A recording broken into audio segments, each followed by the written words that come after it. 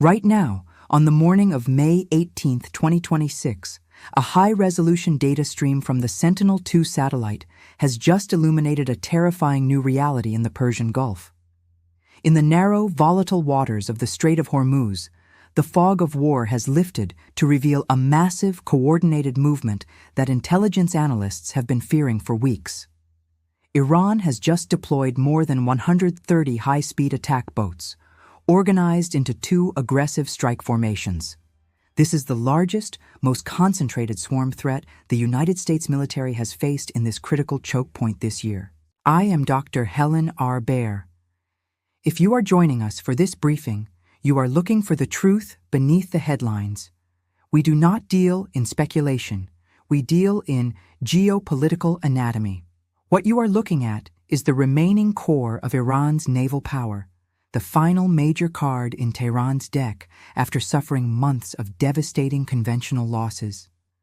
Since February of 2026, the Iranian Navy has been systematically dismantled in a series of precision Allied strikes. Their frigates are gone. Their corvettes are at the bottom of the sea. What remains is this: a swarm of the desperate. In the next 40 minutes, I am going to walk you through the uncensored picture of what is unfolding in the strait. We will analyze the high-resolution satellite imagery that caught these formations in staging positions near Bandar Abbas. We will look at the technical capabilities of these vessels, boats that measure only 60 feet but carry enough firepower to saturate the most advanced defenses on Earth. We will examine the American response, an overwhelming concentration of air and naval power that includes the swarm killer AH-64 Apache helicopters and the invisible reach of Virginia-class submarines. Most importantly, I will show you the internal collapse reasons driving this move. Why is a regime that is currently enforcing the longest internet blackout in modern history suddenly betting everything on a naval gamble? We will connect the dots between the hunt for Starlink users in Tehran and the missile-ready speedboats in the shipping lanes. Subscribe to this channel and turn on notifications now. We are entering a 48 to 72-hour window where a single miscalculation, a single aggressive turn by an IRGC commander, could shut down 20% of the world's seaborne oil and trigger a global economic shockwave. Stay with me. The picture is now crystal clear, and it is far more serious than the mainstream media has even begun to grasp. To understand why 130 small boats can hold the world hostage, you have to understand the claustrophobic geography of the Strait of Hormuz. At its narrowest point, the strait is only 21 miles wide, roughly 34 kilometers. However, the actual shipping lanes used by massive oil tankers are even narrower. We are talking about a 2-mile-wide inbound lane and a 2-mile-wide outbound lane, separated by a thin 2-mile buffer zone. This is the world's most important energy artery. Through this tiny throat passes nearly 20% of the world's daily oil supply and 30% of its liquefied natural gas. When Iran floods this channel with 130 speedboats, they aren't just challenging the U.S. Navy, they are putting a knife to the jugular of the global economy. On May 10th, the Sentinel-2 imagery showed these boats positioned strategically. One formation is hugging the Iranian coastline near the naval base at Bandar Abbas, while the second, larger formation has pushed directly into the main shipping channel. They are sitting in the path of 17 million barrels of oil. In a traditional naval battle, these boats wouldn't stand a chance against a guided missile destroyer. But the Strait of Hormuz is not a traditional battlefield. It is a labyrinth of clutter. At any given moment, there are hundreds of civilian merchant vessels, fishing dhows, and tankers in these waters. Iran's strategy is to hide among this civilian traffic using the human shield of global commerce to approach American warships. In this environment, reaction times are measured in seconds. A speedboat traveling at 50 knots can cover a mile in just over a minute. For an American commander on the bridge of an Arleigh Burke-class destroyer, distinguishing a hostile boat from a neutral fishing vessel is a psychological and technical nightmare. This 21-mile throat has become a pressure cooker. Iran is counting on the fact that the United States does not want to be responsible for a collateral damage catastrophe. They are betting that they can saturate American targeting radars by sheer numbers alone. They call it asymmetric saturation. If you have 130 targets and only 90 missiles ready to fire, the math, in Tehran's eyes, starts to look favorable. But as we are about to see in the American response chapter, the U.S. has developed a new math for swarm warfare, one that relies on attack helicopters and sensor fusion to erase the numerical advantage of the IRGC. Let's look at the nerves and bones of the Iranian swarm. Since February 2026, the conventional Iranian Navy has been decimated.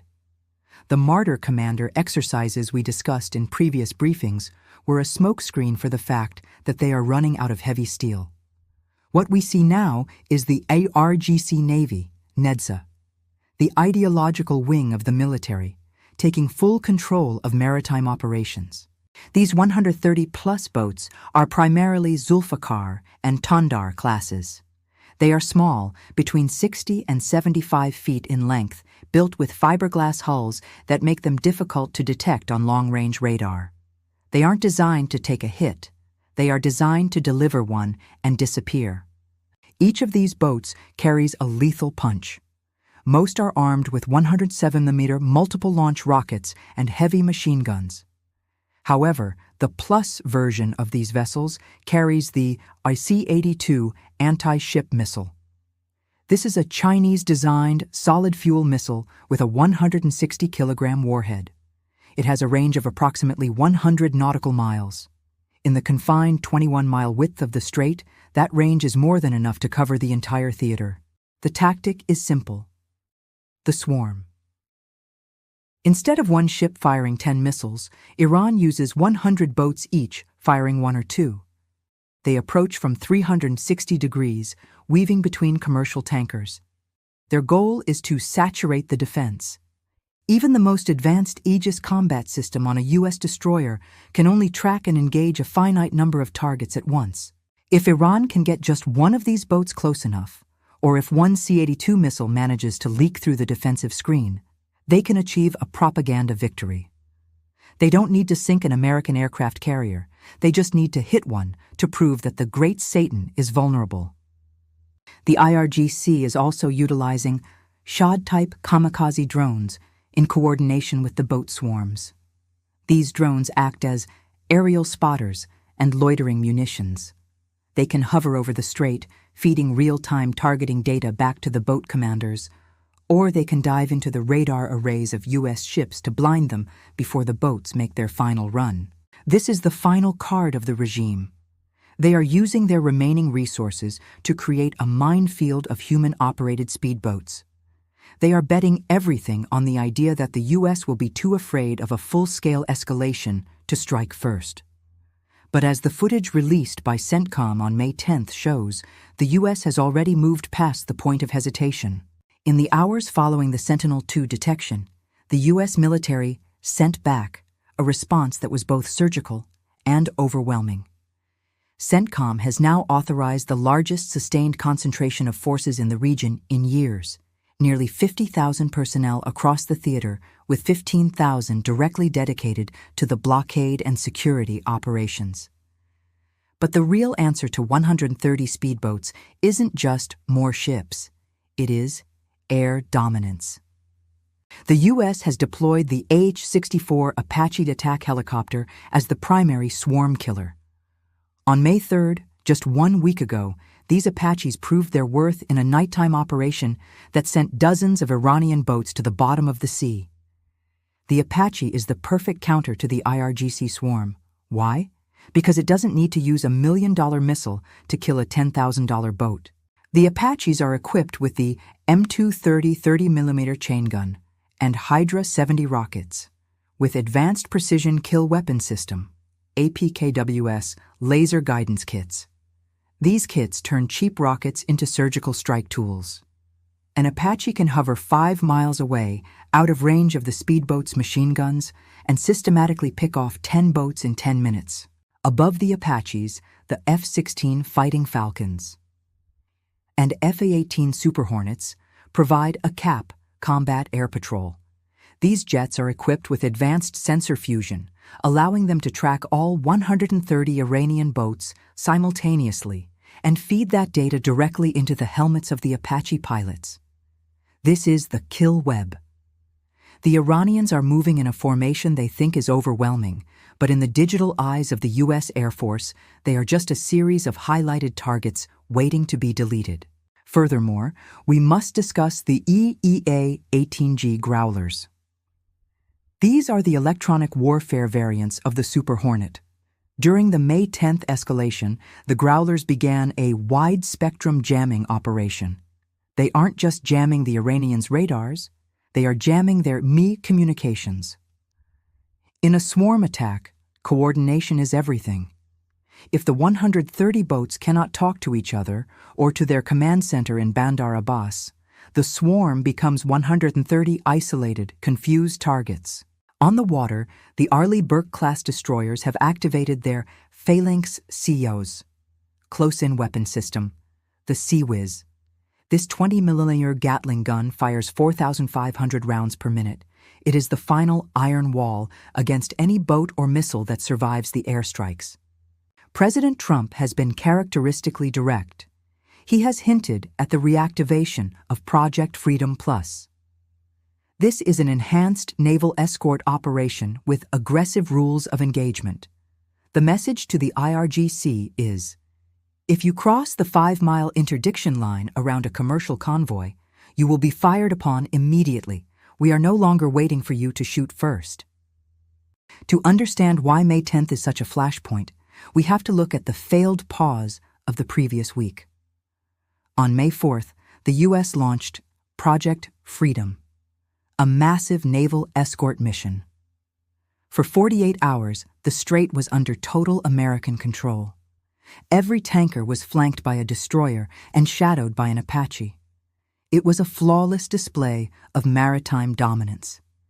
However, on May 6th, the mission was temporarily paused. This was done at the request of Pakistan, which has been acting as the primary diplomatic back-channel between Washington and Tehran. The goal of the pause was to give the moderates in the Iranian government space to negotiate a ceasefire without a gun to their heads. But the IRGC, the shadow state within Iran, interpreted this pause as American hesitation. In their ideological world, a pause is not a gesture of peace. It is a sign of weakness. They used those 4 days of diplomatic space to fuel their boats, arm their rockets, and organize the 130-vessel swarm we saw on May 10th. This is the strategic trap of the Middle East. Diplomacy requires trust, but the IRGC operates on the principle of maximum pressure. By flooding the strait with speedboats the moment the U.S. paused its escorts, the IRGC has effectively killed the Pakistani peace initiative. Now, President Trump and the Pentagon are looking at a reactivation, but it won't be Project Freedom. It will be Project Freedom Plus. The plus refers to a dramatic expansion of the security zones. Instead of just escorting tankers, the U.S. may begin clearing the channel, preemptively pushing any IRGC vessel out of the shipping lanes. The pause proved to the U.S. that Tehran's hardliners have no interest in a negotiated settlement. They want a sovereign strait where they can tax the world's oil at will. And as we go inside the borders of Iran, we see that this naval aggression is the only thing keeping the regime from a total internal blowout. Why would a regime risk a direct war with the world's only superpower over a few speedboats? The answer isn't on the water.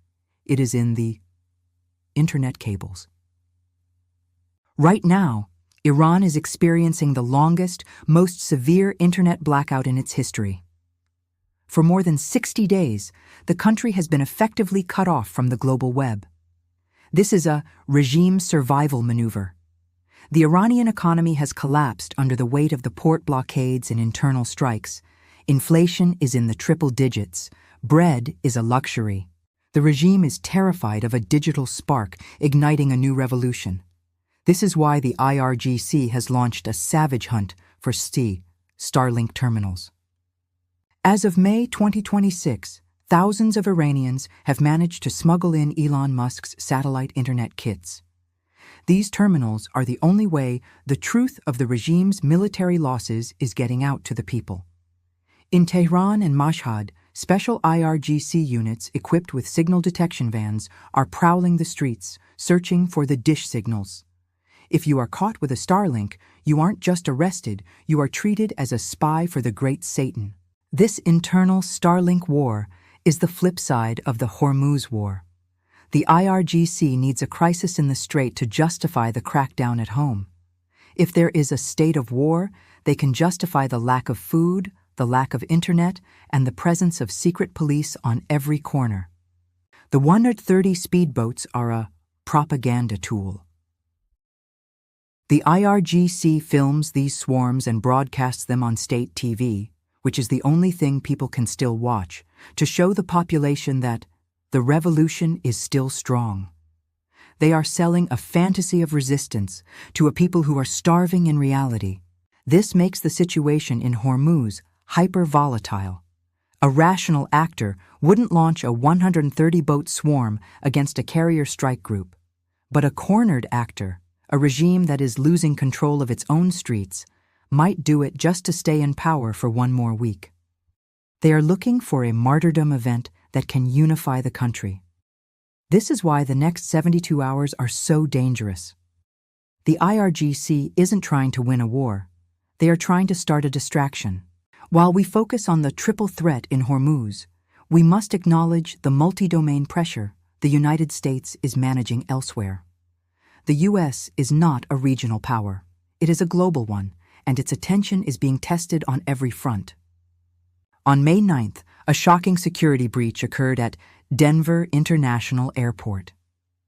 A Frontier Airlines jet had an unauthorized individual breach the perimeter and was killed by a running engine during takeoff. This domestic breach adds to the sense of vulnerability. It forces the U.S. to focus on homefront security at the exact moment the IRGC is pushing in the Gulf.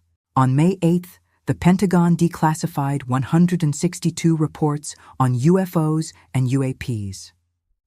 Some analysts believe this is a transparency diversion, a way to keep the public's attention on the unknown while the very known reality of war in the Middle East looms.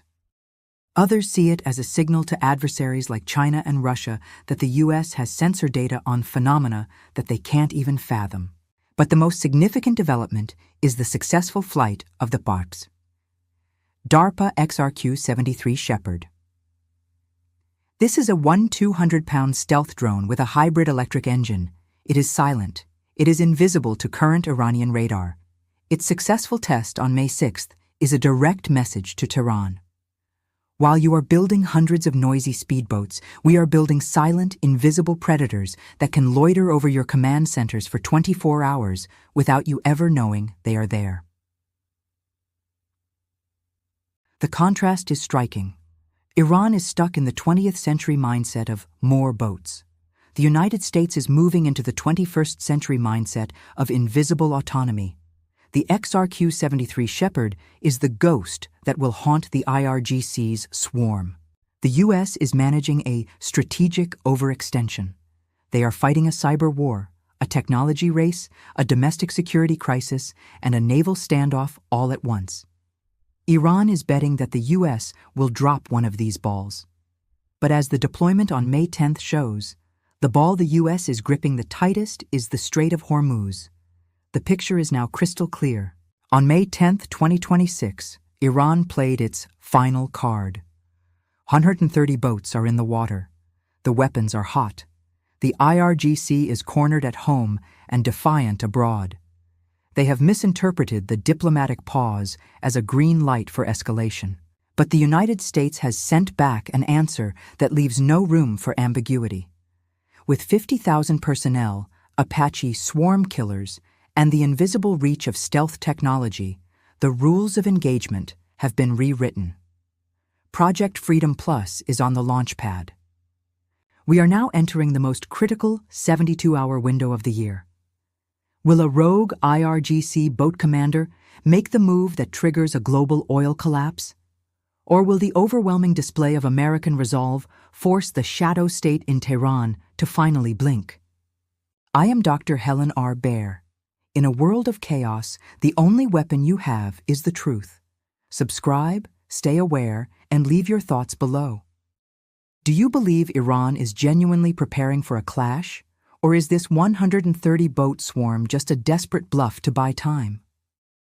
I read every comment. The Strait of Hormuz is no longer just a waterway. It is the front line of the global order. Stay safe. The briefing is concluded.